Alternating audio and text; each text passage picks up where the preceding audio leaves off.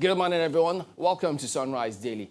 I'm Chamberlain Uso. It's a beautiful Thursday morning from here in Lagos. I'm Kayode Okikiolu. Good morning. I'm Ayo Makinde. And good morning from Abuja, in the Federal Capital Territory. I'm Maupe Ogun-Yusuf.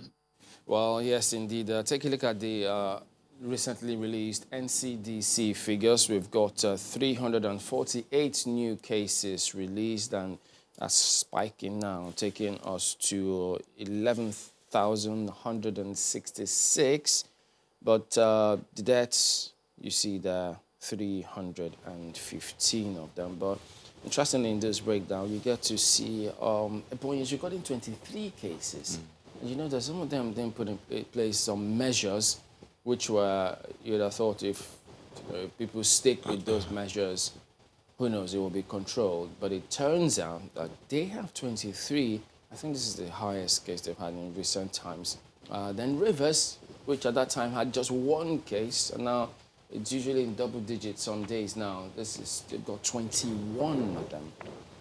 But then we all know the case about Kogi, how they did lock down Kaba local government, trying to ensure that, well, contact tracing is done to prevent any such thing from spreading. They recorded another case as released by the NCDC yesterday, but we'll also get to see Cross River.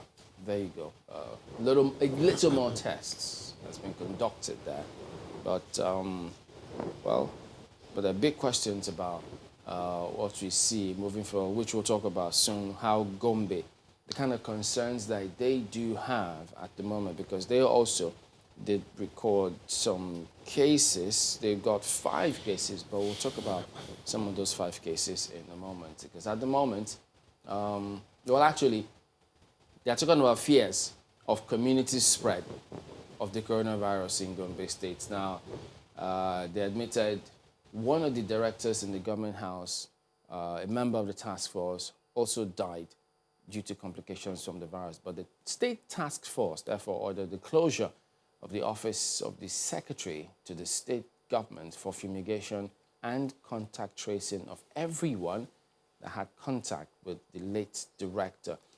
This latest developments generating a lot of concerns as expected in the state, as the COVID-19 death toll in the state now stands at 7. We also do remember yesterday the case of the deputy governor of Bauchi State, who's also heading that COVID-19. We've seen a similar thing in Kano as well. So some of these cases calling for a little more caution as we progress.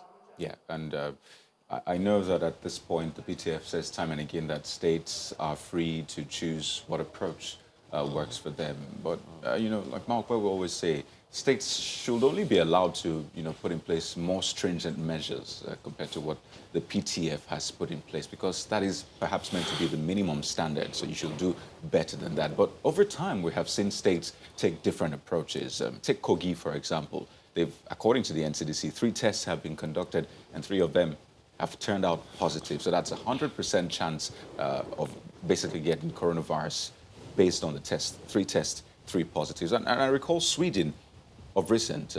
Sweden, you might recall that Sweden is one of the countries that didn't exactly put lockdown in place. They decided to go all out. So work went on as normal, everything went on. But right now, the person that was in charge of that particular policy says, looking back, he wishes they had taken more stringent measures, because right now, Sweden has more deaths than their other neighbors of the Scandinavian countries. They have more deaths, they have, more fatalities. Their fatality percentage is way higher than other countries around them. Now, this is affecting their business, because basically they can't export to other countries. So they're saying that retrospectively, looking back now, they wish they had put in place more stringent measures. And I don't want that to be the case of some states in Nigeria that will say, well, looking back, I really wish we had taken this, we're taking another approach to this. I mean, if there are still issues about whether the cases are from Kogi State or not, I mean, there's still controversies around that. Yes, Kaba has been on lockdown in some sense, but you know what? Some are saying that we lost time in Kogi State. We do not hope definitely to see a spike in the cases, but it's safe to say that, we probably didn't approach this the way it ought to have been approached. More tests, yes. More, perhaps more more controls the NCDC should have regarding the approach there? Maybe, but I don't want us to say we wish we had taken more stringent measures across those states. That's just my concern this morning. We seem to be getting this under control, but there are some states that we are really mindful of at this point. And I think that also speaks to how effectively we have been able to communicate. Again, that word communication, it's a big issue, you know, in all of these conversations that we are having, because in cases where, for instance, in Kogi State, where the governor was in denial for so long, and now we are having, just as you have put it, 100%, positive case, tested 3, confirmed 3, and all of that. So that really is something that begs a lot of question. Of course, the NGF held meetings with the PTF COVID-19, and how effectively, whatever the conversation they had, how effectively they were able to communicate, and not just inform or tell, but communicate the severity, the importance of giving attention to this COVID-19 across the states. I don't know how effective it was, but whatever it is, that's what's happening in Kogi State now. Now, if you look at the sources of infection, it was 4, now it is 3. Travel history is now just 3%. Contact tracing, contacts of infected persons is now 23%. Unknown exposure is 74%. That is full-blown community transmission, just as Chamberlain said the other time, what is happening in Gombe. And you never really know. So many people are still, Cardi said to us yesterday that he had to drive around and he saw that people were just not paying attention. It was like it's business as usual. I had reason to be out there, and many of you also who may have gone out one way or another, one how or another, gone to corporate organizations, gone to banks, gone to bus stops. You see many people, it's like nothing is really happening. Yes, there are 3 things that we are dealing with here. Excuse me. We're dealing with a health crisis, we're dealing with the economic crisis, we're dealing with social crisis. But we've asked this question from sundry guests who have said over and over again, there is need for us to balance it. But above all, we need all to take responsibility. Malkwe? Excuse me, I don't know how much, what else we need to say, to be honest. For people to understand what it is, what is at stake. I think that generally people are beginning to come to the conclusion that we will have to live with this virus. So for some of them, or for a lot of people, a lockdown is no longer an option except targeted lockdowns. So for instance, in the places where you have a huge burden of community transmission, they're thinking we'll have more targeted lockdown, like you now have in Kogi, where a particular local government has now been locked down. So people are now beginning to look in that direction, and then the rest of society is thinking of moving on. And I think that, we all should be careful, because your local government could then fall under that category of a local government with a high burden of transmission. If you have that, the chances that your local government is going to experience a lockdown is very high. And that's what happens when people do not take responsibility, as we're already seeing. I think we've said time and again, and I don't think this is just us, I think on a number of platforms, that yes, a lot of people will have COVID-19, but will survive it. Some of them will even show absolutely no symptoms. But there are people around you whom you could pose a danger to.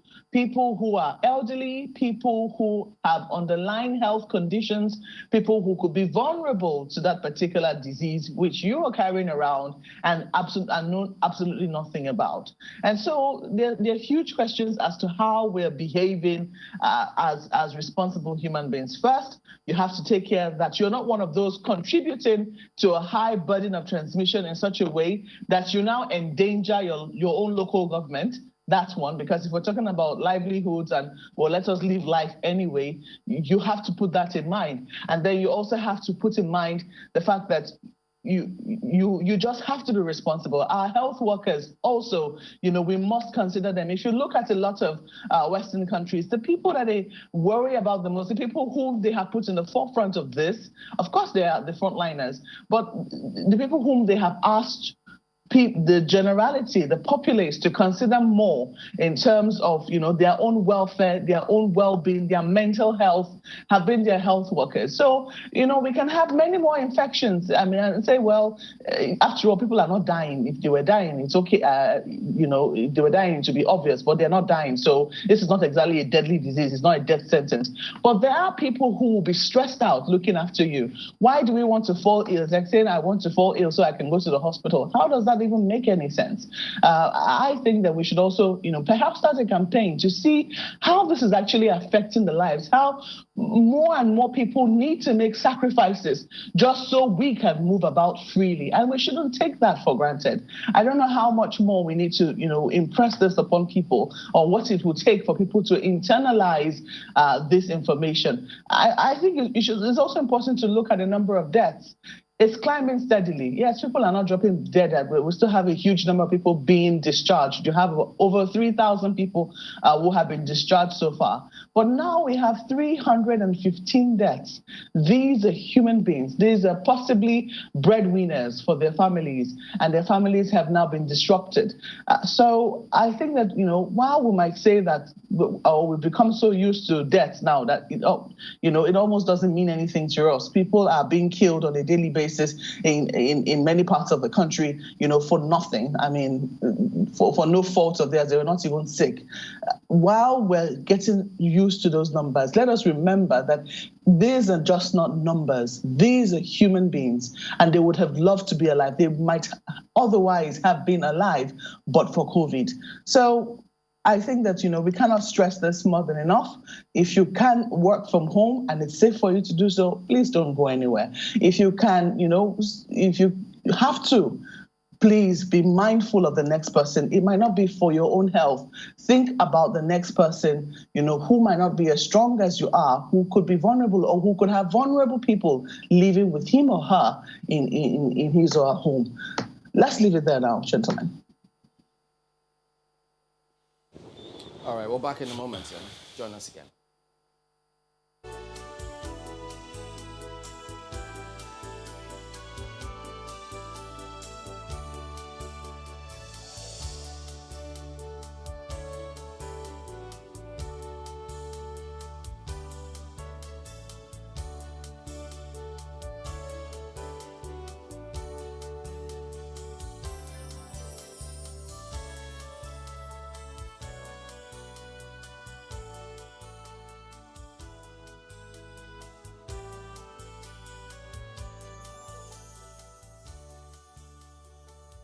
Taking a look at what the dailies have, we'll start with Vanguard today. Steer clear of Edo primary.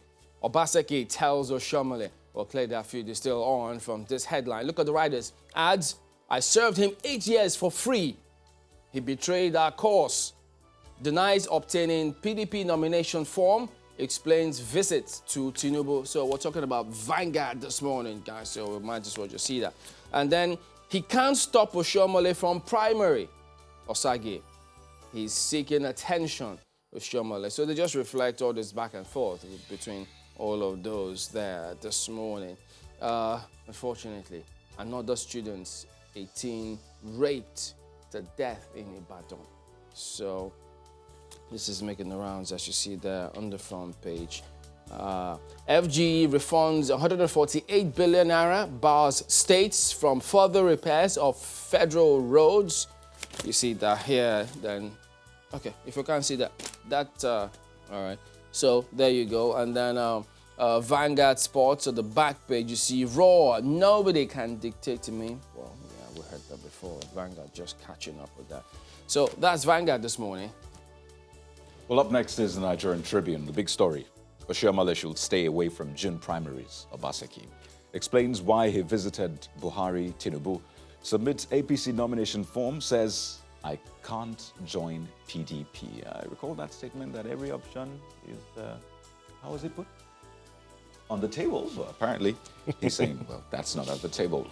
APC generates 135 million naira from sale of forms. Talk about IGR. Find out on page 3 of the Nigerian Tribune this morning in all the build-up to Edo election. But see the sad one. In fact, it's in black. On the front page, 19-year-old raped, killed in Ibadan by suspected armed robbers. That story is on page 6, and right next to that caption is a picture of Barakat. Really sad story, honestly, really. And I mean, this happening again. And right under that, armed forces short of manpower funds. It's coming from the defense minister yesterday. He made that statement, and as much as a lot of people were not surprised, it was shocking to see that. I mean, we're short of manpower in that area. I mean, talk about health, we're short of manpower, security, short of manpower. So where's the manpower? Big question. You find out on page 8 of the Nigerian Tribune. COVID-19, Oyetola reopens churches, mosques for 2 weeks. Maybe this is just meant to be a test, a trial. Kwara gives conditions as worship centers open tomorrow. You find more details on page 8, right on top of the nameplate. Rivers, Osun, Ondo, 2 other states to get refund of 149 billion naira spent on federal roads. But you see this rider, FG won't honor future requests if a statement credited to FEC. Find out what that condition is. And yet again, right next to that, gunmen kill 9, injure others in fresh Kaduna attack. I mean, Kaduna trended again yesterday, and because of these killings, that people wonder, why does this keep happening? And it appears as though not much is being done, because it always happens. We do hope this does not happen again. And the authorities should really come out to speak on this one. We'll leave it there for the Nigerian Tribune. I would have thought that we were done with all these insecurity issues, but it would seem like they aren't going anywhere soon, because on the front page of the Guardian newspaper this morning, bandits intensify strikes as security chiefs brief Buhari. That's what you have, the lead story. And of course, right there under that, fresh attack kills 9 in Kaduna community. Police need reforms, restructuring, not reorganization. You may want to find out who said that. And troops hit top Boko Haram militants and 72 others. That story continues on page 6 of the Guardian newspaper this morning. Of course, you see a couple of pictures right there. Right under that, right beside one of those pictures, outrage over cut in health, education budgets. PDP others oppose 27 billion naira for National Assembly complex renovation. And CUPP, CDD others declare approval for $27 billion loan.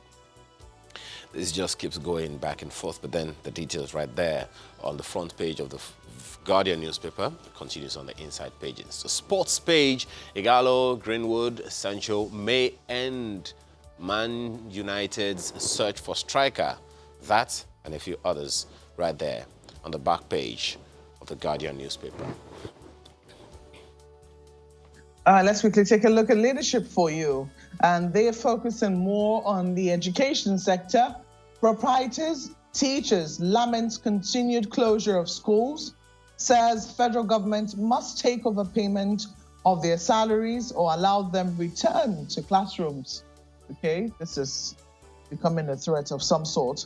Excuse me, 1.1 million now jobless in 84,614 private schools as government loses 72 billion naira tax in 3 months. I remember listening to the Minister of State for Education who was saying that, we'd really love to go back to school, but the science that should support that, we don't have that yet. So I think we'll just have to hold on a little longer.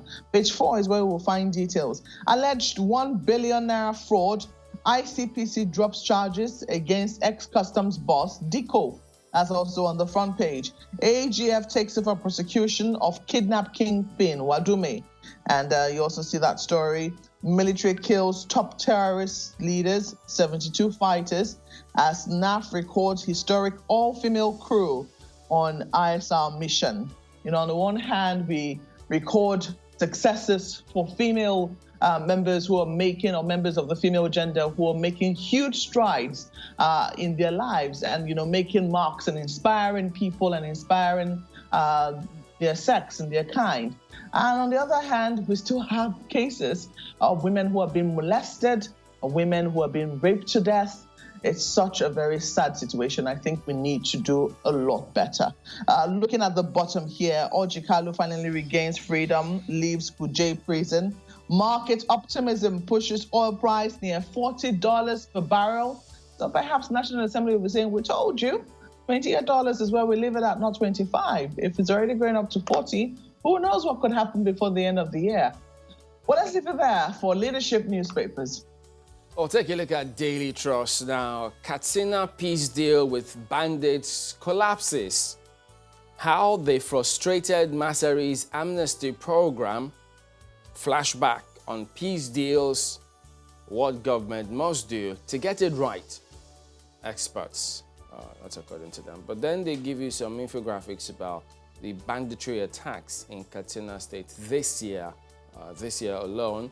So it's more like a monthly timeline.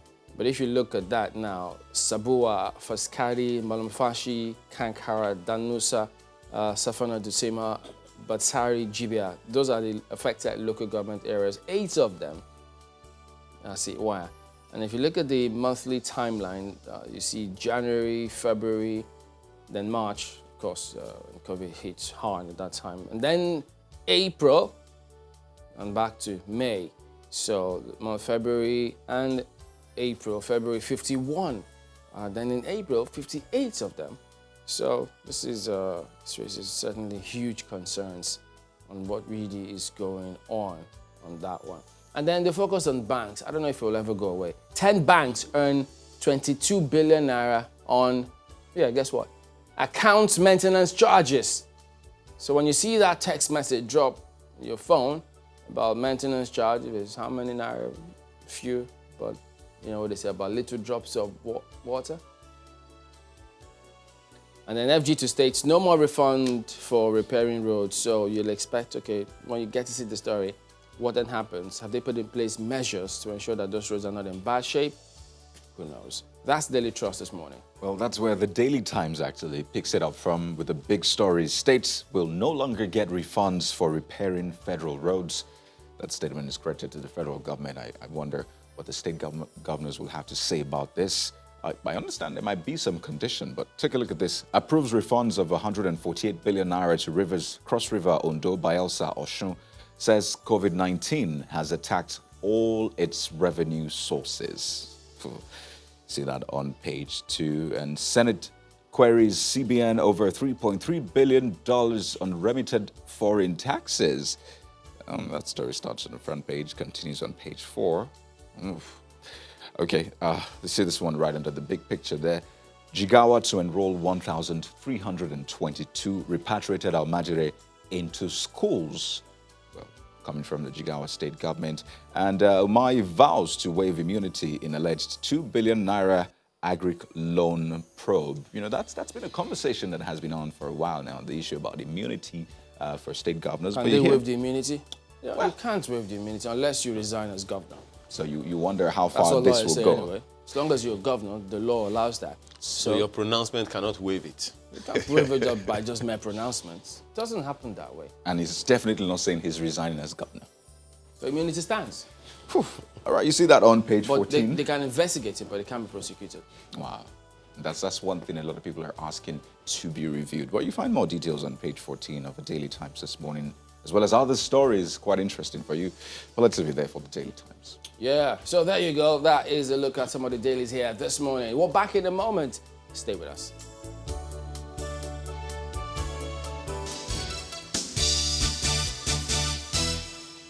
Welcome back. Well, yes, indeed, we're focusing, beaming our searchlight on this unfortunate matter, which you don't want to hear in society. But it is what it is. It's going on. Then it happened again. And, the thing is, we need to see what do we miss at the time? Why is this still happening again? What do we need to do to ensure we, first reduce it to the barest minimum, then nip it in the bud and stem that tide entirely? So several people that we'll try and speak with this morning. But let's get right on to this one. Mr. Babatunde Johnson, the Commissioner of Police in Edo State, joins us via Skype this morning. Good morning. Thank you for joining us today on the program. But it turns out, what a way to welcome you to your seat as the CP, this unfortunate scenario. But how are you adjusting to the responsibilities of your office in the States? Thank you so much. We are doing that quickly, trying to settle down as quickly as possible. Okay, but as it is now, you have this in your hands.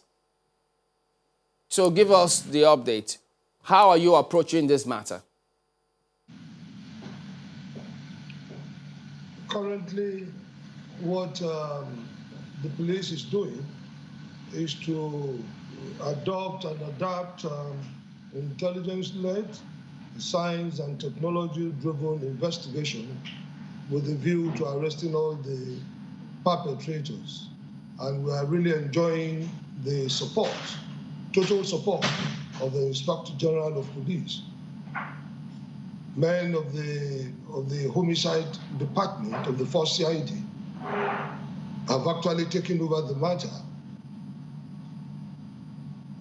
Okay, we understand that. I mean, it's good to know that, you know, we're deploying that approach of science and tech, which is the way to go. But tell us, could you tell us the arrests that have been made? Because we see online that at least there's been someone, a suspect, who has been arrested in connection with this matter. Is that the case? Let me say clearly here that the investigation is ongoing, and it would be premature to let you into what we have done so far. This may be counterproductive, but I want to assure you that as soon as investigation has reached such a stage for us to give an adequate and detailed brief, we will do exactly that. The way the case is turning out. So put differently, is it progressing? Are you meeting brick wall? At least you could tell us that. We are actually making a lot of progress. As I said, the Inspector General of Police, IGP Muhammad Adamu, MNI, has been able to deploy officers, specialists of the homicide department of the Force Criminal Investigation Department. So it is not just a matter for Edo Police Command. We also have experts from police headquarters working hand in hand with our local police here in Edo State. Well, obviously, as we see it on our screen now, this case has sparked, you know, a series of demonstrations and protests. I mean, people saying this has to stop.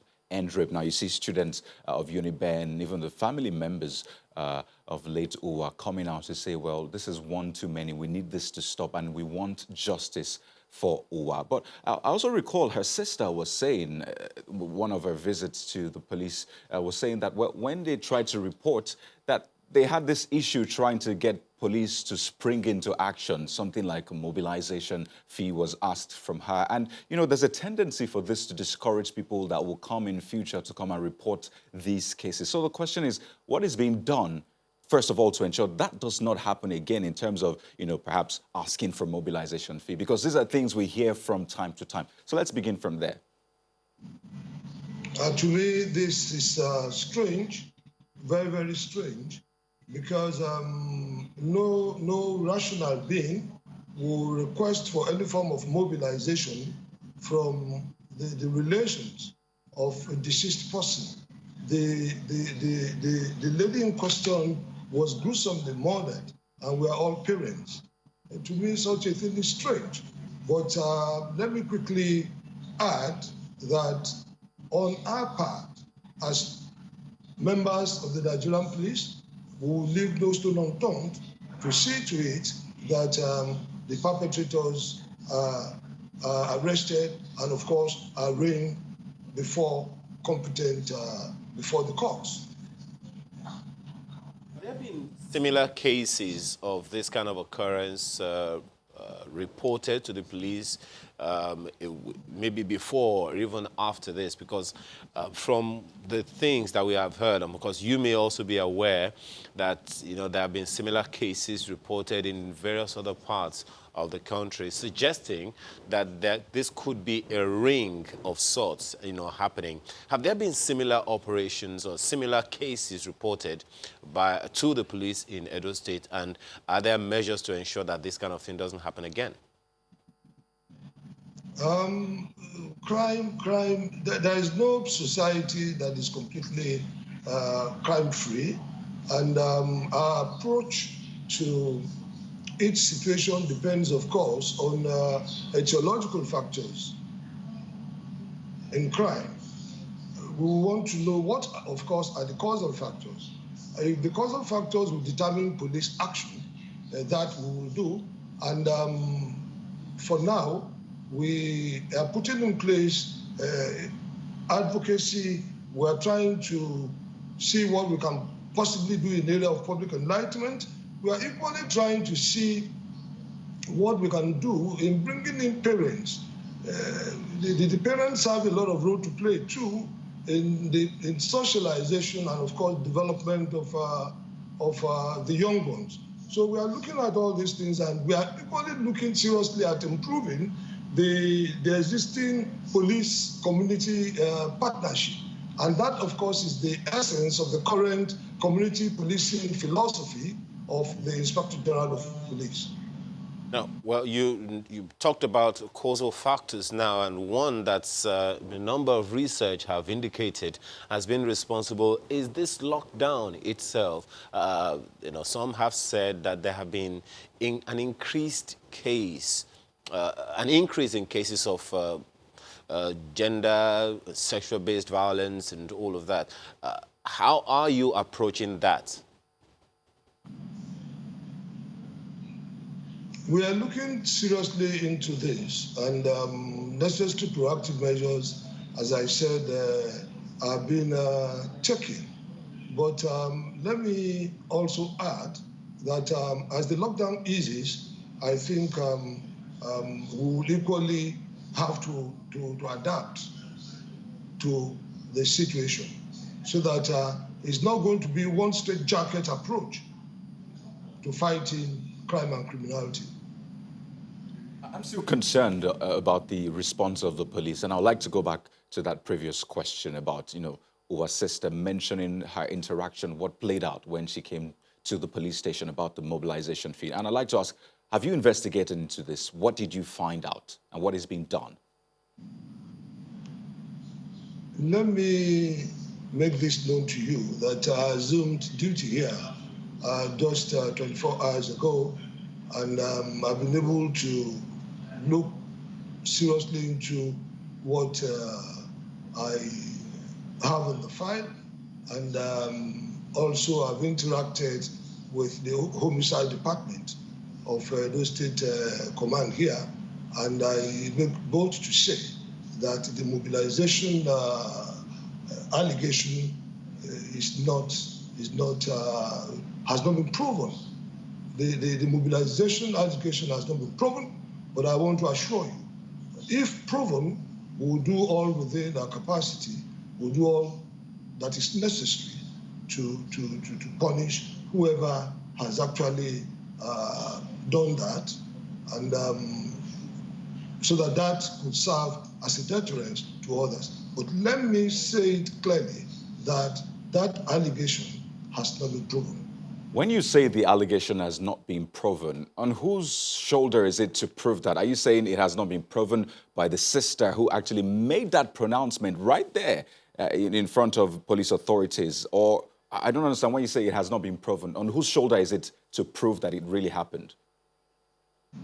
The allegation has been made, and we are actually investigating. There is a unit that is actually investigating that. And whatever it is, the outcome of the investigation, that's why I said it is yet to be proven.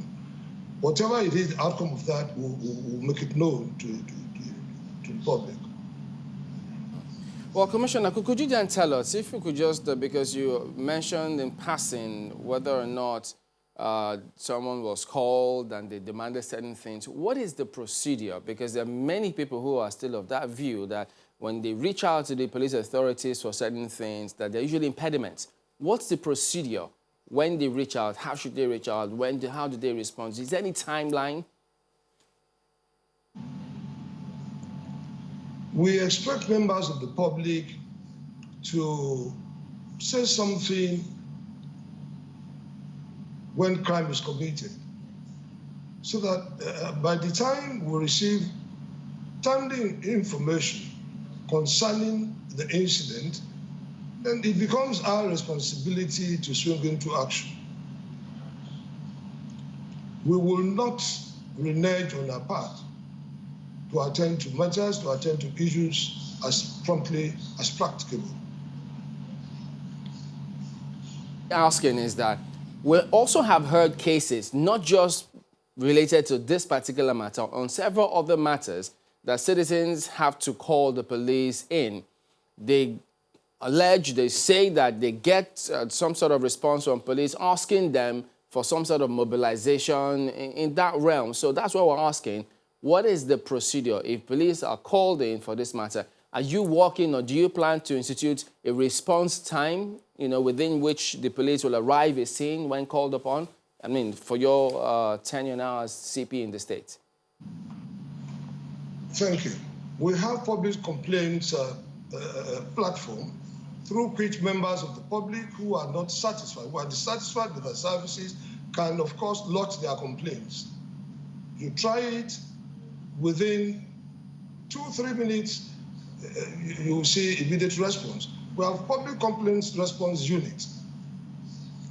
We have treated several cases of complaints against the police action through this platform. And I want to encourage members of the public to do exactly this. Take advantage of the platform to report inadequacies where there are on the part of the police. And of course, such a platform could equally be used to commend our efforts when we have done great. I just want to quickly touch on, lessons learned from this, because like we said in our opening intro, we don't look forward to this happening again. And some were of the opinion that if we perhaps had CCTVs, for example, if there was maybe some law in some sense that, some of these public places, there needs to be some form of monitoring, maybe a CCTV or something to at least record things that happen. Are you looking into that? Maybe, speaking with the stakeholders in the state and saying, so this won't happen again. Let's put these measures in place. Is that something you're looking into? Yes, the force as a whole is looking seriously into this. And as I said, the investigation police activities in recent times, of course, will be science and technology driven. So having the CCTV, you have said, is just one aspect of it. It's just one aspect of it. There are several aspects of it that the management of the force is actually looking into.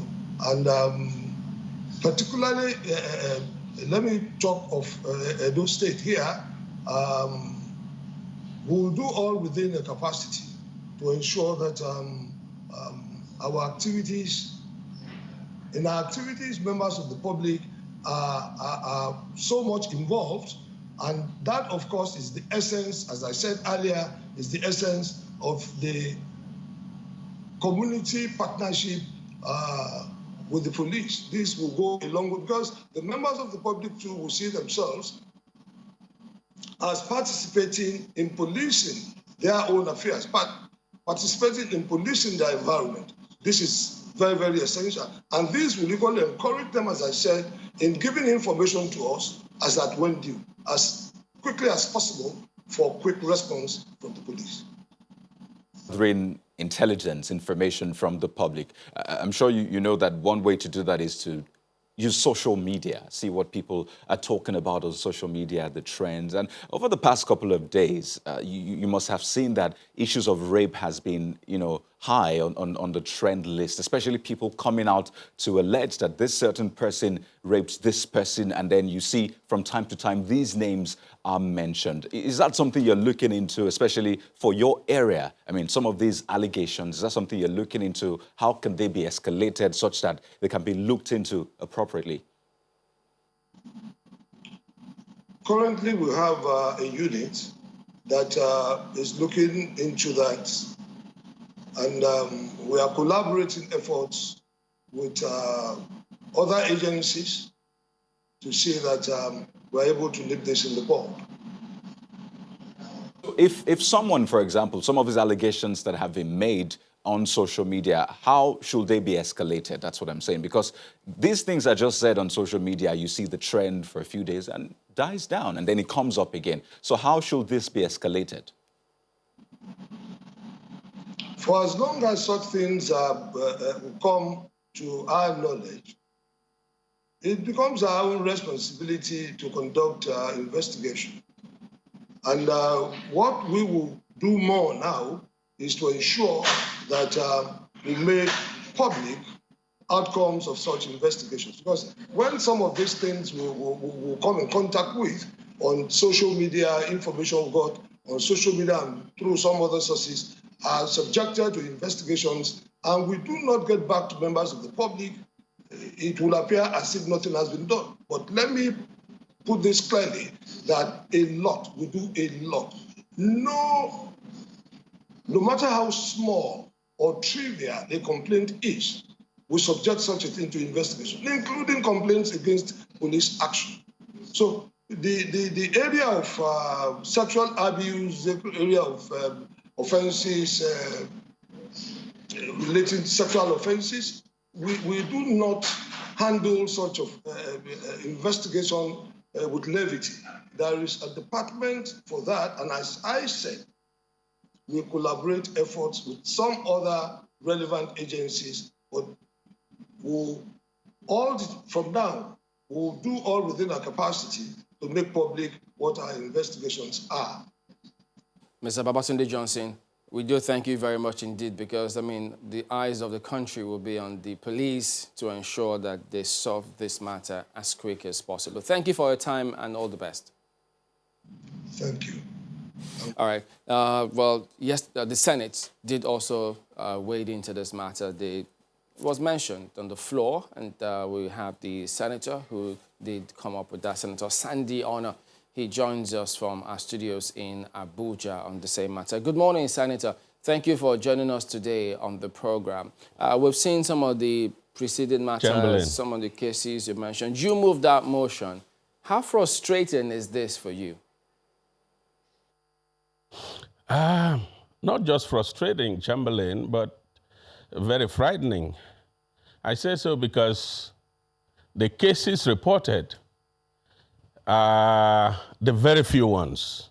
You know, most of the cases, as I said in my motion, are admittedly unreported because our people still see a stigmatization about the victims of rape.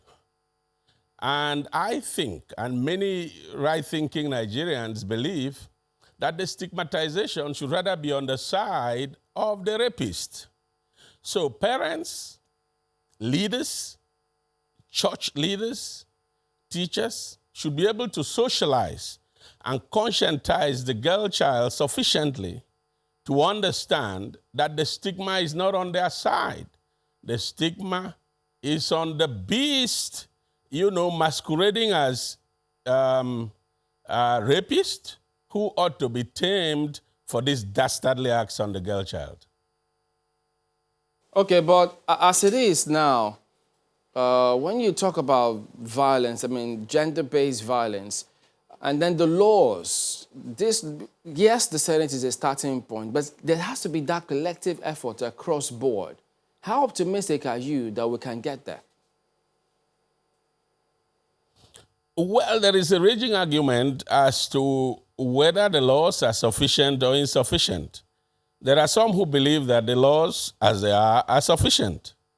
I would want to think that those who argue that there should be severity of punishment are not wrong. Rape should be placed in the same plate and page with kidnapping, for instance. Let life imprisonment be the sentence for rape, because rape completely destroys the girl child, make the girl's child lose confidence, and in a lot of the cases distorts even the career and the progression of the girl child in life.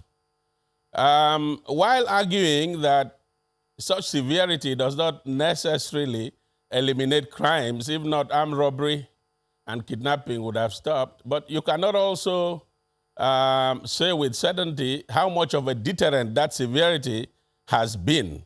In other words, it will surely have been a worse situation if that severity were not there. So I agree with those who argue that there should be severity. But more importantly, I think that our orientation as a country, as communities, as a society must change. We must be able, like I said earlier, to let the girl child understand, let their families understand that there is nothing stigmatizing about the girl coming out, about the family coming out, to say that, look, our daughter was raped. This is what is happening across the world, and it should be so here. You know, that audacity from the girl child that is a victim of rape must be put out there, you know, so that rapists do not become serial rapists. Once you refuse to come out and say, look, I was raped by this uncle or this cousin or this man, then you give the person an opportunity to continue to do so. So we must let these girl children understand that. We must also teach our girls how to see a rapist from afar. We must be able to say to them, for instance, don't allow any man, whether your father or uncle or cousin, fondle with you in this inappropriate manner. When that happens, report it and let us know. You see, it is this kind of socialization that emboldens the girl child, gives the girl child the courage and the right attitude to speak up, which is what we fundamentally need in our society and country. Way you've talked about, you know, advocacy and all of that, but is there any way to even get the boy child, you know, to recognize the importance of preserving or protecting the girl child? There's been a lot of advocacy in that regard as well, but is there anything we need to do to educate the boy child from very young until they grow old so they know to respect the wishes of the girl child? That you have brought, you know, forth. And I think, yes, it has to be something holistic. It has to be a total campaign, you know, and because it involves the girl child and the boy child or the man, all of society needs to be properly educated. For instance, I do agree that globalization as a way of toning down morality. As Africans, as a country, we need to operate by our own ethos and mores. For instance, the typical African girl should dress properly. There should be propriety in dressing.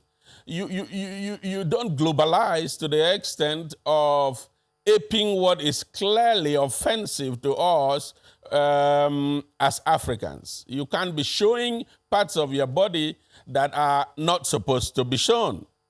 Having said that, that is not enough reason for any boy to rape a woman. It is not at all. So our boys must be taught to understand that they must show a sense of responsibility. They must hold themselves to tenets of who a gentleman should be. And they should not, for any reason whatsoever, violate a girl.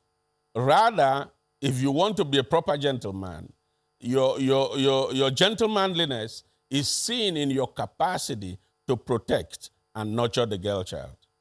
Well, yes, indeed, Senator. I mean, the good thing you added that rider, because it goes beyond, you know, the way that the ladies dress, because we've seen people who are well clad properly, and this thing still happen.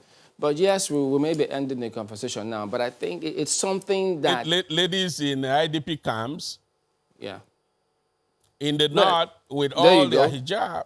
So there are several cases. Raped. So like I said, it's no excuse, yeah. We'll make a lot more time on this matter, Senator, so we can have a broader conversation. We need to find out what's the thinking for those who are engaged, why. So all of those challenges are things we plan to highlight subsequently moving forward, Senator. So we will address this matter again, but we do thank you for coming on today. And well done for that particular bill. We hope that all the members will be on the same page. Again, thank you. Oh, yes, it was received with a lot of enthusiasm by both female colleagues and their male counterparts. It's a question that is begging for proper addressing, and our hands are on the deck as a Senate. All right, then. So we will be back in a moment. Stay with us.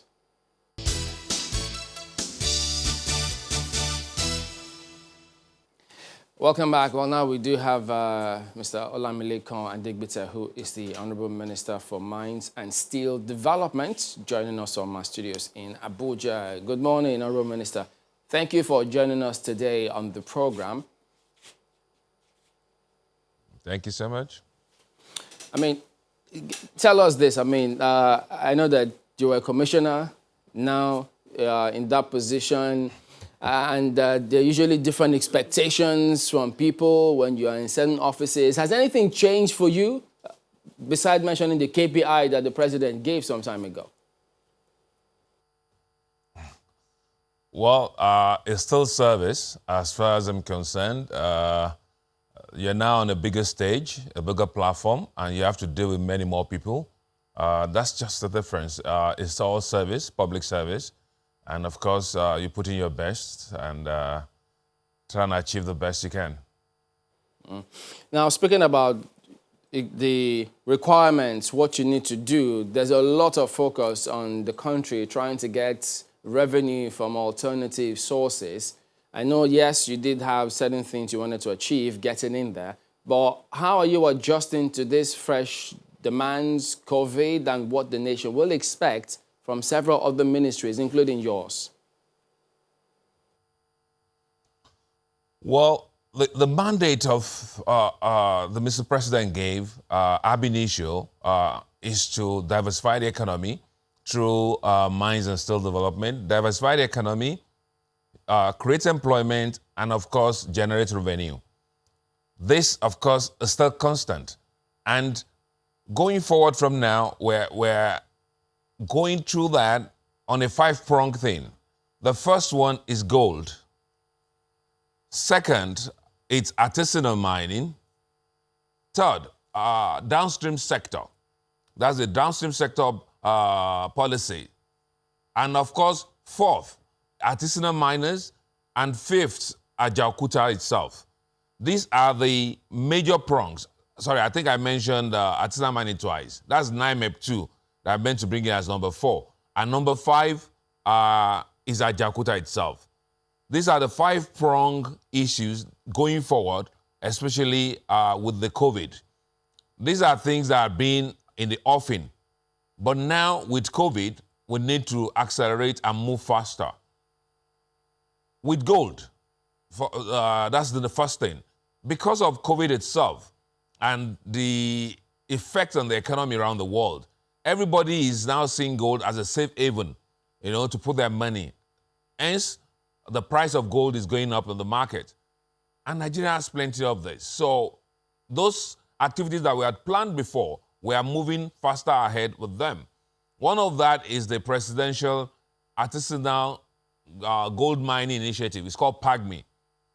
This is a situation where the federal government, through that PAGMI, will buy gold from artisanal miners and from other sources.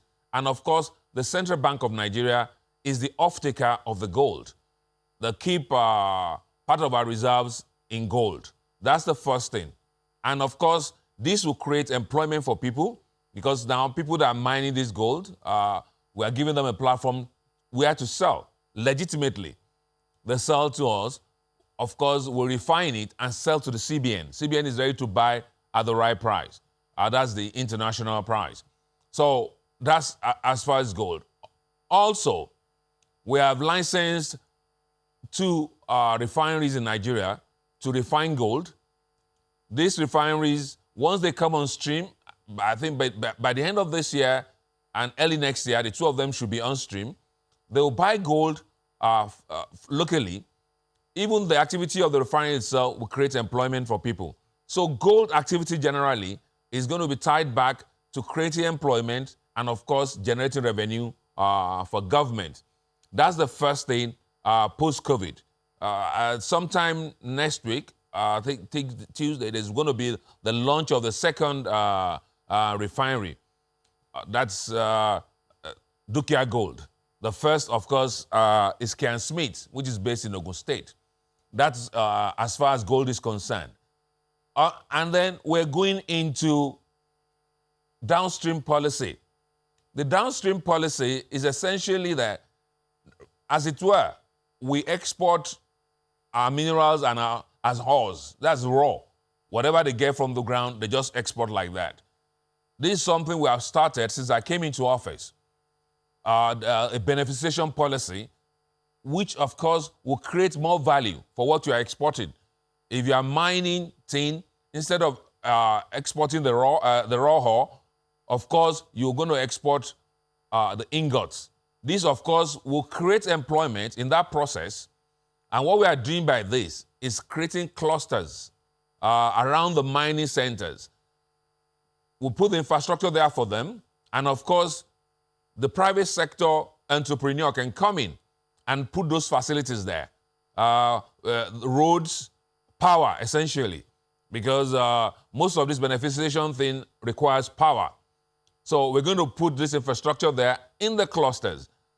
We're already working on this, so we're accelerating forward on that. These clusters will do beneficiation. If you are doing lead, if you are doing gold, if you are doing any other mineral, tin will do beneficiation. At that point, what you're going to be exporting from Nigeria will be of more value. This will create jobs, will bring more revenue to government, and at the same time will be a sort of diversification of the economy itself. Okay, that is as far as the downstream beneficiation is concerned. Okay, Honorable Minister, just pardon me. Totally.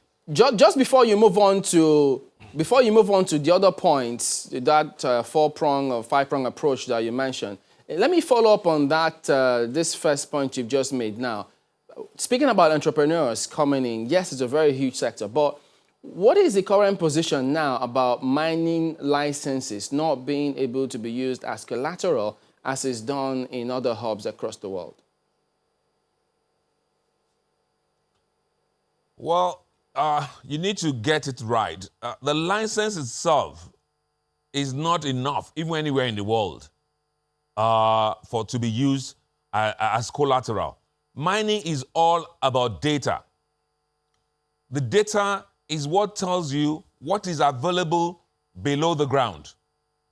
So once you have this data, and you have something what you call a proven reserve. For instance, if you are doing gold, and you've got the data that tells you you've got 800,000 ounces of gold under there, the value of that is known immediately. You can approach any financial institution, of course, to get funding for your project. But ordinarily getting an exploration license or even a mining license does not, because it does not tell anything. So after you've got your license and you, of course, explored and obtain the data, which is called bankable data. When you have the bankable data, of course, the banks, the funds will find you. So that's actually what it's all about. It's not just within Nigeria. You need to have that data, what is called the bankable data, before you can, of course, approach institutions to fund your project. Okay, then on that artisanal mining, I came across a report done by PwC where they indicated that Nigeria were actually recorded to have had less than 0.5% of GDP from mining of solid minerals. And this, they say, was just figures solely from formal mining sector, and that we could actually do far much more. Do you have a target in this regard? Of course. Our target is by 2025 to get to 3% of the GDP. And some of these activities that I was outlining earlier in gold, in artisanal mining, these are some of the strategies that will take us to that 3%. the mining sector had been neglected for so long. And we have to thank President Muhammadu Buhari at this point. Sometime in 2017, for the first time ever in the history of the mining sector, they gave us what we call intervention fund. That's a 30 billion naira intervention in 2017. What the sector had to deal with in the past is budgetary allocation, which of course can never be enough to do what you needed to do. So this intervention in 2017 has brought about an exponential growth in the activity in that sector. And now our target by 2025 is to be able to get to 3% of the GDP to Nigeria. And of course, you could begin to see that the growth from 2018 to 2019 was a leap. For the first time, the sector, like I said, from royalties and of fees alone, we were able to make 5 billion naira contribution to the economy. That is a first-timer. So this is growing, and we are hoping that, like I said, 2025 is just 5 years down the line. We should be able to get to 3% of the GDP. Of course, working on those activities I've said, on gold, artisanal mining, downstream sector, NIMEP 2, and of course, Ajakuta itself. Those are the 5 prongs that we are following up so that hopefully by that time, we will get to that 3%. And even, of course, exceed it. The number 2 item which you mentioned, which is that of artisanal mining. Well, these activities happen at the states level. And you are not unaware of the issues that a number of state governments have been having with these artisanal miners, some of them from foreign lands, some of them, who are locals. And there are also allegations out there that there are a number of people, who are powerful people, so to speak, who are getting in the way. So question here is, how are we managing, especially collaboration with the states? How are we managing this to ensure that we move a little faster? One would assume that maybe if the states played more prominent role in it, we'll be able to achieve faster results.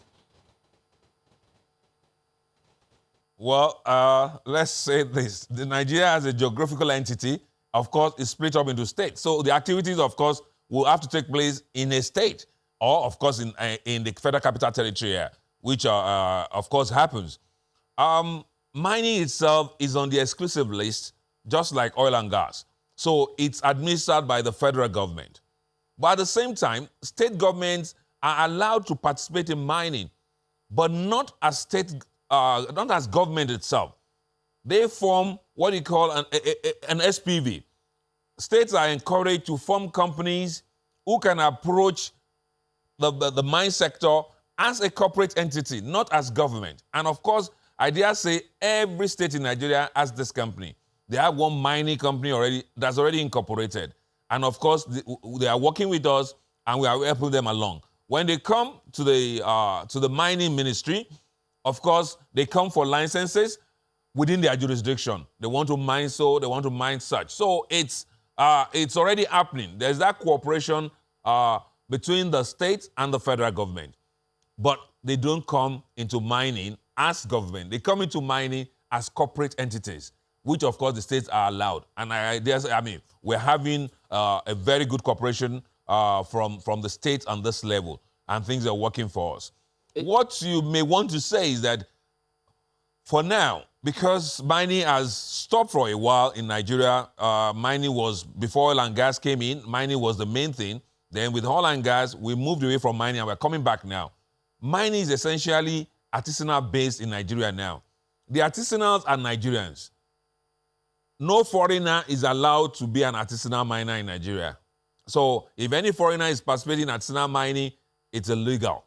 So I need to distinguish that. You said that artisanal miner may be foreign. No. Artisanal miners are essentially Nigerians who are into subsistence mining. They're essentially very, very low-scale miners who, of course, whatever the wind means is going to provide their daily bread for the next couple of days or months. These are people who are artisanal miners. And what government is doing with artisanal miners, because right now they are predominant, about 90 to 95% of the activity in the sector is by artisanal miners. Government has a policy, and we are bringing them into the fold to formalize them. When they are formalized, into cooperatives, they can now approach financial institutions to get funding for their activity. Government is providing funding. There is a 5 billion fund with the BOI, Bank of Industry, which is meant for artisanal miners. They can approach, they can't come individually because it's difficult to identify and, of course, to guarantee such. What government is doing for them is organizing them into cooperatives so they can approach this funding. They can get the funding, it's very cheap, it's at 3%. They can get funding, they can buy equipment. At the same time, government is giving them extension services. We did them safer mining methods so that, they can be safe on that. We teach them newer methods of mining and so on and so on. And of course, we give them the equipment that they need to do the mining. But they must come together as cooperatives before they can approach all these facilities that government has for them. Before and you lastly, talk about... government also is the off-taker of whatever they buy. So we are providing buying centers. Okay. This buying center is in every state. So whatever you realize, whatever you win, you can sell to government and you are not exploited by the so-called foreign artisanal.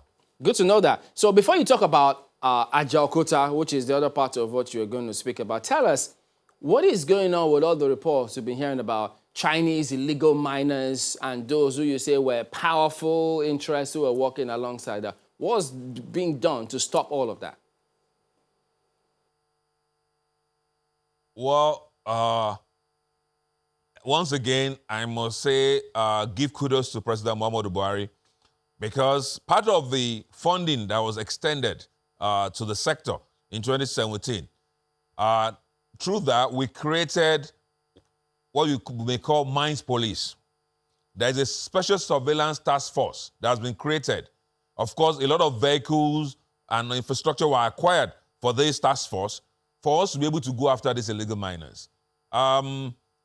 Yes, let's say it. You said the Chinese, yes, they are predominant. We have a few other Africans, Burkina-based, Ghanaians and all that, but of course the Chinese are prevalent there.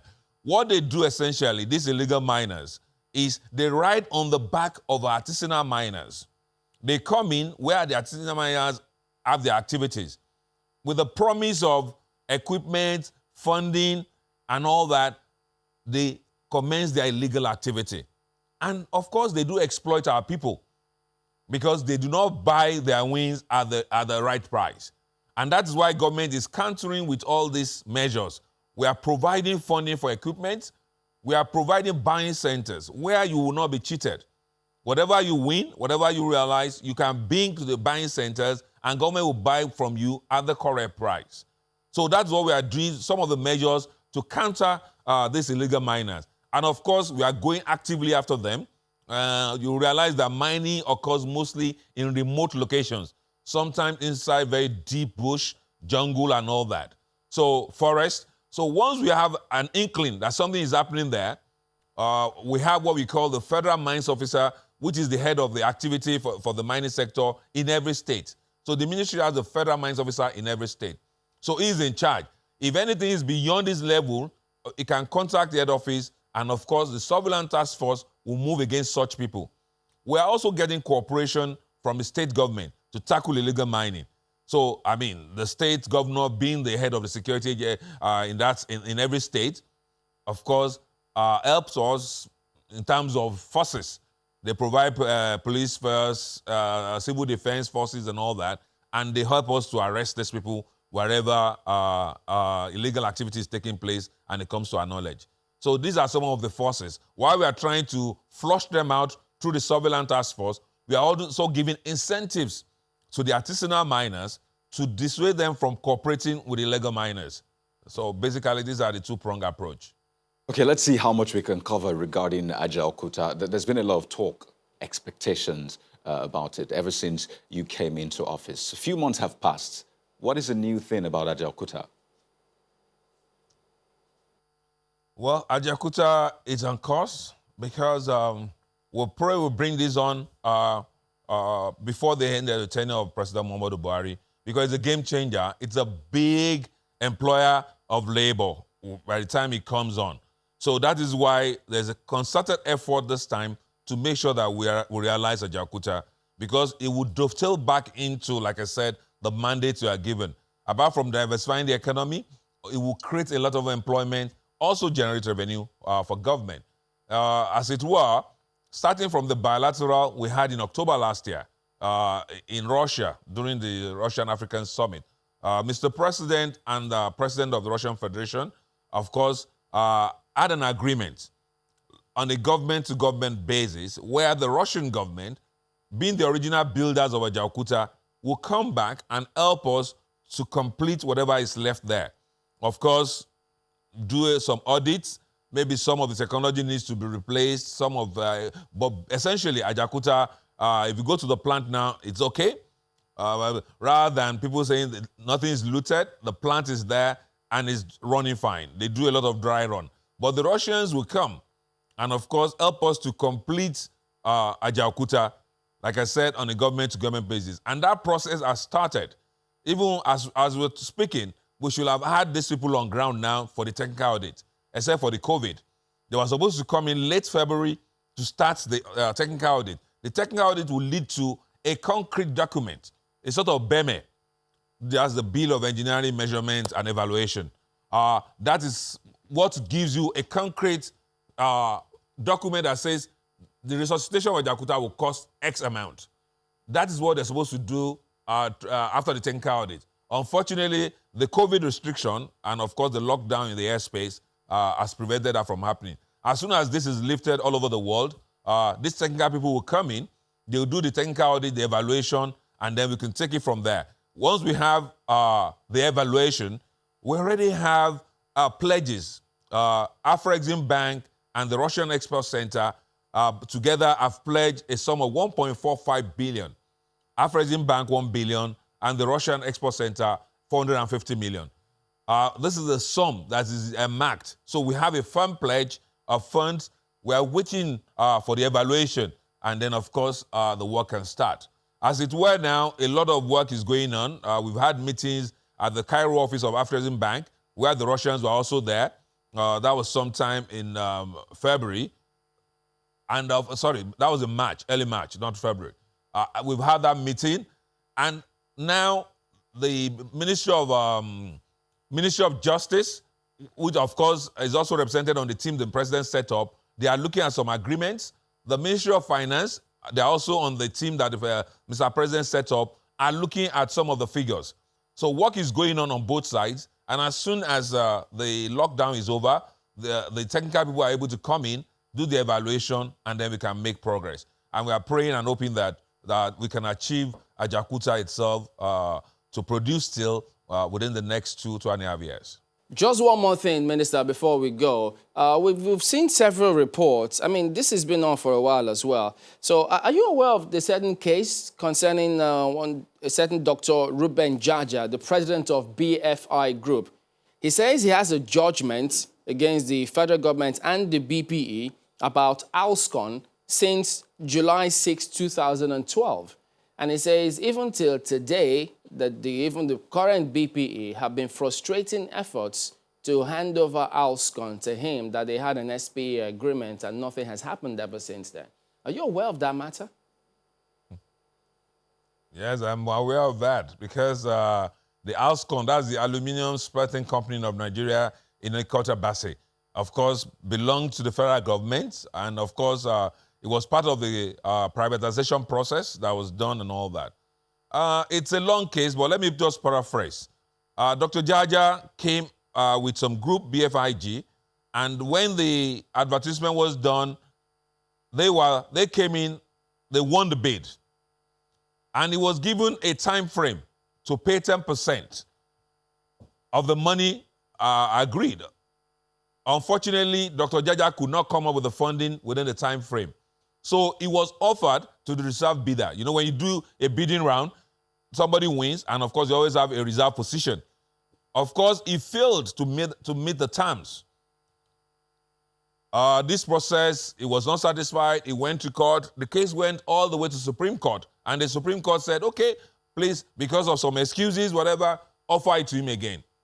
And for the second time, Dr. Jaja was also offered a second opportunity to pay up 10% of the money. And of course, the judge could not meet up with that. The facts are in the papers. It's a long case. I've read it since I came into office. It's a very big file. But government is not wrong in anyone. It's been offered to reserve bidder. They are there. And very shortly, they should be able to produce aluminum from there. It's an issue of power generation for the place and, of course, gas. Once the gas and power issues are resolved, we should start producing aluminum from Alscon in the Kotabasi. Dr. Jaja is a Nigerian. I appreciate him because he's been to my office. I've met him. Unfortunately, it could not come up on the 2 occasions. It could not come up with the funding. It was meant to pay 10% of the bid price, and it could not come up within the time given. Are the facts of the case. All right, then. So we do thank you for coming in, and we wish you all the best, hoping the country needs as much money as it can get, even from your ministry, such that we can survive post-COVID. So thank you for talking to us today on the program. Thank you so much, Emilien. Thank you. All right, then. We're back in a moment. Stay with us. Welcome back. Yes, it's home stretch, and we're turning our attention. We're still on the economy, but this has got to do with the AFDB. And as such, we've got Professor Banji Oyelaran Oyeyinka joining us today. He is the special advisor to the president on industrialization, AFDB. He joins us via Zoom from Abidjan in Côte d'Ivoire. Good morning, Prof. Thank you for joining us today on the program. Thank you so much, Chris. My pleasure. All right, so let's start with, the last images that Nigerians saw of the AFDB president was when he was meeting with the president of Nigeria, and what a cordial one it was at the time, yes, this COVID era. So, and as a result, looking at that image as well at that time, quite interesting one, the president throwing his support to him, which is what we all wanted to see. So could you tell us, what is the environment, the climate like at the moment as a result of all that we've been hearing concerning the investigations, the forthcoming elections? Well, thanks, Chris. I think, anytime there's a momentous event like a re-election coming up, you see all kinds of issues around. This happens with all corporate institutions and so forth. So I think the president was in Abuja to see our president, President Muhammadu Buhari, to seek his support with his re-election. So things are going properly. I think the president is extremely supportive, as you see from the press release. African presidents, heads of states, actually all the EU member states endorsed the president earlier on this year. The ECOWAS heads of state also endorsed him. So, we believe that all of these issues will be resolved very soon. Well, hoping that this doesn't affect the work that the AFDB is doing across Africa, particularly at this point in time. It is very important. How is that progressing now at the moment? Oh, very well. I'm sure you're aware that the bank actually rolled out a $10 billion crisis response fund for Africa. And as we speak, there's quite a lot of work being done by all the colleagues to ensure that all countries, benefit from this COVID response. For example, there are several channels by which this money is going to countries, the private sector, the budget support for countries. As you know, many of these countries are affected by the fiscal issues that you face when a thing like this happens. Nigeria is a big oil producer. Much of our revenue comes from oil. So when oil crashes to the point where it's cheaper than a cup of coffee, that country, for example, will need support. So this is one of the supports being given by the AFDB, as it is being done with all the other countries. So oil exporters are particularly affected because of the crash, but almost all countries have suffered enormously from the diminished revenue that came with such a global pandemic. As you know, it's affecting all the whole world. You have to lock down your economy. You have to adjust, ways of lives of people. So economic activities have been heavily impacted. The health system had been stressed, in many ways. As you know, most of African countries import their pharmaceutical products. 90% of all drugs are imported into Africa, 70% from China and India alone. So the supply chain had been badly affected because most countries also need their own medicine and supplies of medical supplies. So Africa is extremely impacted by this. And for us, we believe that this should be a turning point for this continent, for us to rethink our relationship at the global, with the global market, to rethink our relationship in terms of how do you do business? What do you produce? What you don't produce? So I think these are the areas in which the bank is currently trying to support all the member states to get out of this COVID-19 phase and hopefully get back to the path of growth.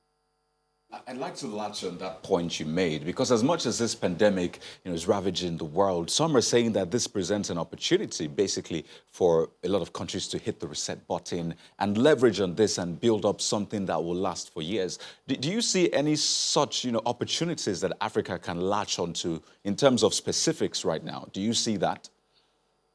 Yes, very much so. 3 areas. First of all, Africa has been exposed as a country with very fragile health and pharmaceutical sector. As I said earlier, 90% of all pharma products are imported into Africa, and this is unacceptable. So we need to use this crisis to reset the pharma sector. And this is one of the areas in which the bank is actually moving towards. For example, we have a short, medium, and longer term, particularly the medium and longer term strategy to reset the continent, to ensure that we begin to produce our own drugs, to ensure that we have medical supplies. So we are working with countries on that. There's a big strategy coming out on that. We're already talking to heads of state. Second area is food. There are several layers in terms of African countries when you want to really categorize them. There are countries that are already heavily dependent on food. In fact, they don't produce enough. Then there is this level that has been affected by their relationship with the global market. So they don't get the kinds of food that they import because they produce something else and they import food.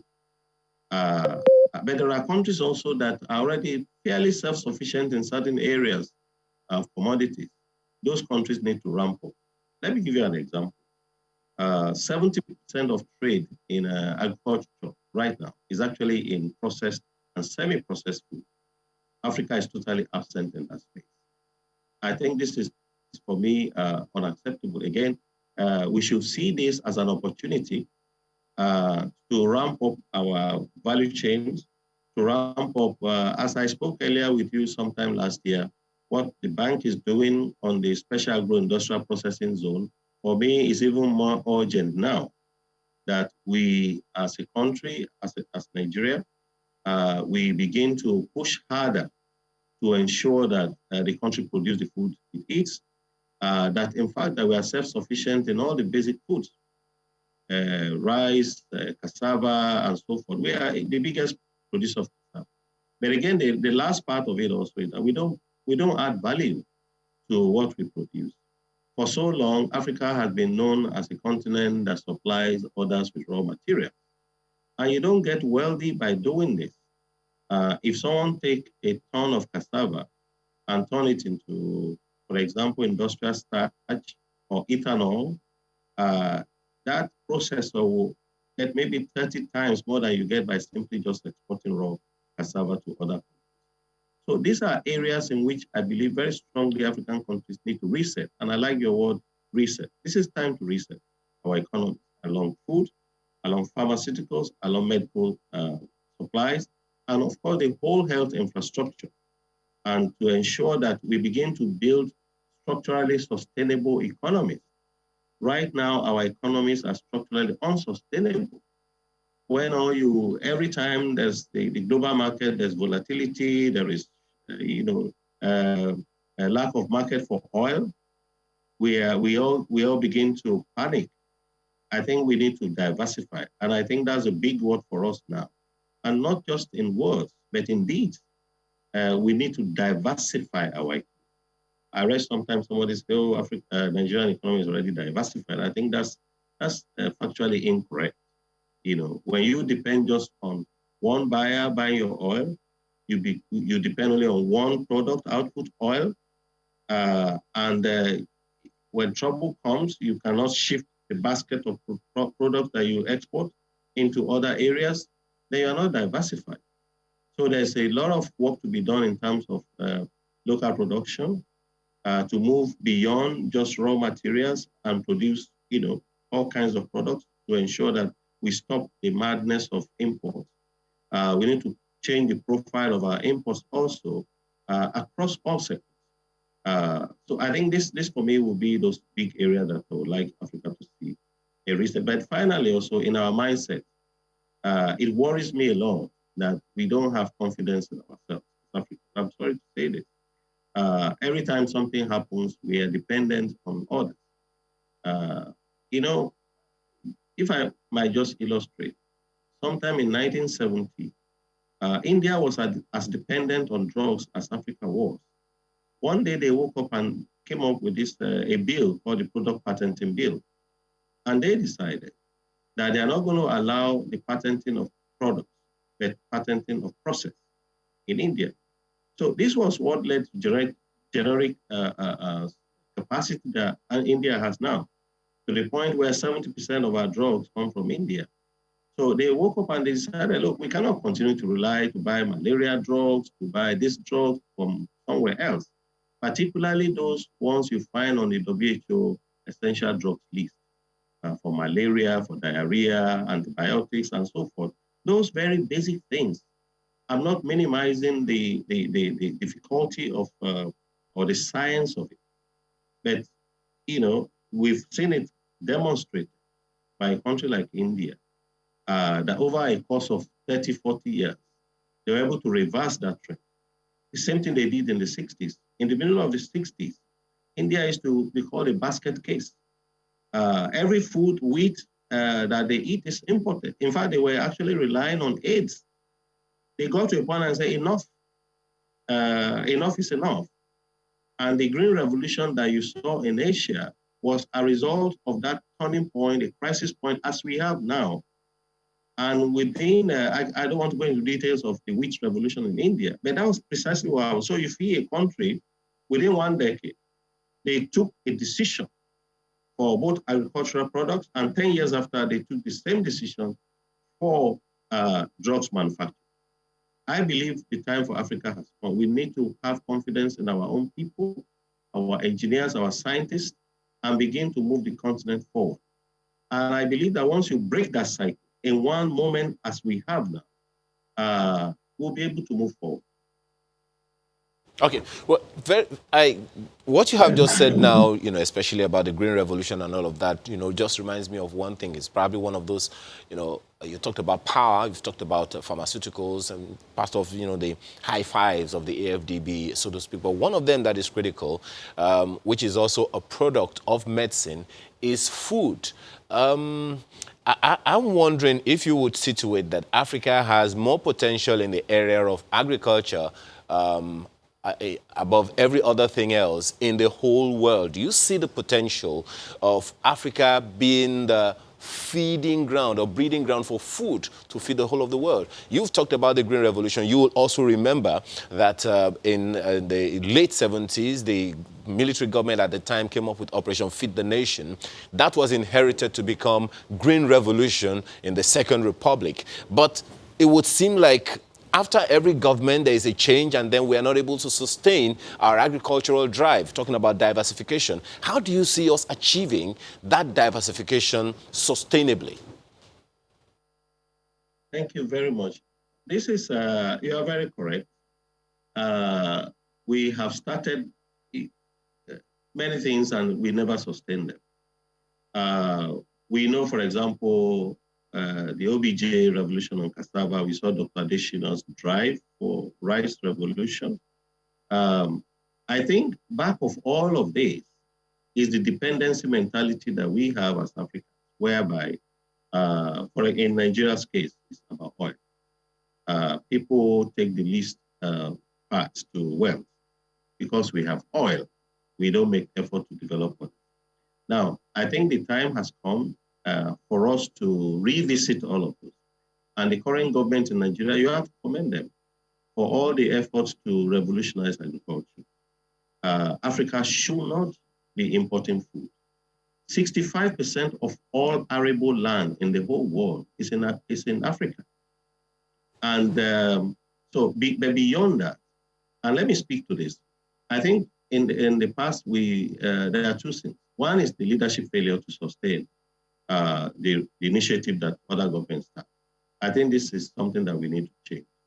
But the other side is what is more perplexing, is that our agriculture is not productive. If you take cassava, for example, I know in the last couple of years, we have raised yield considerably. But as I think as at 2008, 2009 or so, Thailand was already getting like 40 tons per hectare yield from cassava. In some communities in Nigeria, in Africa, we are still struggling between 10, 15, 20 tons per hectare. So the first thing is that our yields are very low, and it's not magic. What is it that other countries have done? Basically, you use disease-resistant, drought-resistant seeds. You apply more fertilizer in appropriate ways, of course. You also ensure that you use technologies, irrigation, rather than always depending on rain-fed agriculture. So this is all that Dr. Adeshina brought in when he was Minister of Agriculture. And this is actually the program that we are continuing with this special agro-industrial processing zone that we are now going, with all across Africa. So you are very right. If we are going to start the revolution, it has to start in agriculture. And this is how all countries everywhere in history have started. You start from basic agriculture, you industrialize agriculture, and you begin to reduce employment in agriculture because you need less people to work in that sector. And then the surplus labor moves to industry and begin to produce, processed foods and so forth. So I believe the current government in Nigeria is on the right track in emphasizing agriculture and particularly mechanized agriculture, industrializing agriculture. I think this is really the difference. When people talk about agriculture, they're always thinking of some subsistence farmer somewhere, suffering, working 8 hours and getting a pittance. The kind of agriculture that we need to do is modern agriculture. We modernize our agriculture and we ensure that we begin to not just be self-sufficient, but to export. All right, we need to wind down, but just tell us about this video. I mean, this cannot be a recent video, is it? Because some people saw it for the first time only recently, and they assume it's recent, but I'm not sure it is. Tell us what was going on. It's not recent, is it? No. This is not a recent video. This was the AFDB Executive Director's end-of-year party in 2018. And, people are very strange. I don't know why anyone is going to be taking this kind of thing and misinterpreting. Dr. Adeshina is a man of integrity. He's a man who works so hard. You get close to him, you won't believe it. The kind of hours he puts in. So, and he likes to dance. Like any Nigerian, we all like to dance once in a while. So there is the Vice President, Mr. Boama, who has just retired. And also you have the Deputy General who is with him. So this was at a send-off. And they do this every year. It's nothing strange. They do it every year after all the hard work, after all the logging in of several hours, non-sleep. At the end of every year, they do this sort of send-off thing. So that was, this is 2018 or 2017? 2018. Okay. All right. The Executive Director's end-of-year party in 2018. Okay. So after all, all work and no play can make your even carry the mark the whole person. So why not? What's wrong with that? Winding down. Well, we do thank you for your time this morning. Professor Banji Oyelaron Oyeyinka, who is the Special Advisor to the President on Industrialization, AFDB, joining us via Zoom from Abidjan. Thank you and all the best. Thanks a lot, Chris. Thanks. Nice. All right, then. So, guys, learn to wind down once in a while. It's nothing. Forget about the naysayers. That information Forget about the naysayers. That information is for one person on this set, and it's not the two of us sitting next. Well, that person, you will see that person when we come back from this break in a moment. Stay with us. Let's see some feedback now. This comes from Lorenzo, who says the Minister of Mines and Steel, Mr. Adigbita, is competent and intelligent. I like what I'm hearing from him regarding income from mining and his plans for gold refining. This sector will boost our GDP if optimized. This next one is a question, and says from B.I. Akindele, saying, when will exploitation commence on the nickel fields discovered around Dangoma in year 2016? Let's just hope that it's one of those things that are already getting attention, but then another time will come for us to ask that question. Next one is from Adenike Sela, who says, the Honorable Minister is saying some lofty things about gold in Nigeria. That was his first item. I sincerely hope they won't be just words, but that they will be done and actualized in his time. If this happens, it will really go a long way to help the economy of the country. And then this one talking about the issue of sexual violence and rape. The title is Bullying is No Option. This is, I can't see the person's name here, Bully Not Pals. I think that's the person's Twitter name. It says, mothers, this is our fight. The rapists were nurtured by mothers. We must teach our children to grow up to respect themselves and respect others. If our male children respect us, they will respect females around them. This is our fight, mothers. Rapists are bullies, homegrown bullies. Well, I dare say it's not just for mothers alone, it's for mothers and fathers. It's for the family as a whole to nurture people and nurture them right. Gentlemen. Well, look at this one from Joseph Diary. He says, look, he thinks that Nigerian police always ask for mobilization fee. But he goes on to say, I experienced this last year when I reported a theft case and my company eventually arrested and handed over the thief to the police. Trust me, I still paid mobilization and other fees. That's part of what we're asking the CP there. So there you go. That is a show today. Thank you all for watching. By the way, I told you will see the person, so you're still looking. Yeah, you can see them. We'll see you tomorrow. I'm Chamberlain. So. And hopefully tomorrow we'll see how Chamberlain unwinds, maybe some dance moves. I'm Kayode Okikiolu. I so look forward to that video. Oh, maybe it's on the court. Oh, the fly on the wall? Have a wonderful day. Now I know what you're all up to. Okay. I got videos. I could help you out. Oh, please send them. Don't worry. Thank you for watching. I'm Maokwe Ogun Yusuf.